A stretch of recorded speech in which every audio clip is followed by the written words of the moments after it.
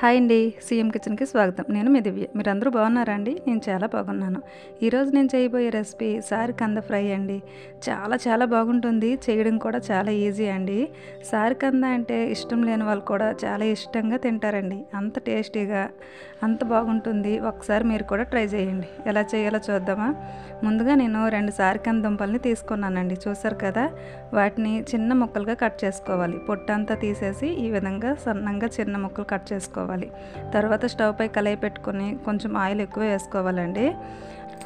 ఆయిల్ని బౌల్ అంతా స్ప్రెడ్ చేసుకోవాలండి. సారికంద అడుగంటుతుంది, అందుకని బౌల్ అంతా స్ప్రెడ్ చేసుకుంటే అడుగంటకుండా ఉంటుందండి. తర్వాత ఆవాలు, జీలకర్ర, శనగపప్పు, మినప్పప్పు, ఎండుమిర్చి, పచ్చిమిర్చి ఇవన్నీ వేసుకొని బాగా ఫ్రై అయిన తర్వాత పెద్ద సైజులో ఉండే ఒక ఉల్లిపాయను కూడా వేసుకొని ఫ్రై చేసుకోవాలి. తర్వాత 2 రెమ్మల కరివేపాకుని కూడా వేసుకొని బాగా ఫ్రై చేసుకున్నాక వెల్లుల్లిని వేసుకోవాలండి. వెల్లుల్లి కొంచెం పచ్చిగా ఉంటేనే బాగుంటుంది.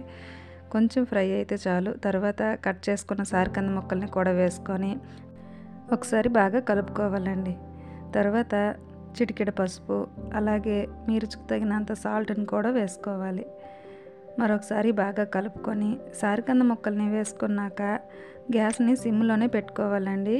కర్రీ అయ్యేంత వరకు సిమ్లోనే ఉండాలి, లేదంటే బాగా అడుగంటేస్తాయి ముక్కలన్నీ. కాబట్టి గ్యాస్ని సిమ్లోనే పెట్టుకొని కర్రీ అంతా ఫ్రై చేసుకోండి. తర్వాత బాగా కలుపుకొని మూత పెట్టుకోవాలండి. మూత తీస్తూ మధ్యలో కలుపుతూ ఫ్రై చేసుకోవాలి. సారికంద చాలా టేస్టీగా ఉంటుందండి. ఒకసారి మీరు కూడా ట్రై చేయండి. ఈ విధంగా ట్రై చేశారంటే మీ ఇంట్లో ఖచ్చితంగా ఇష్టపడతారండి.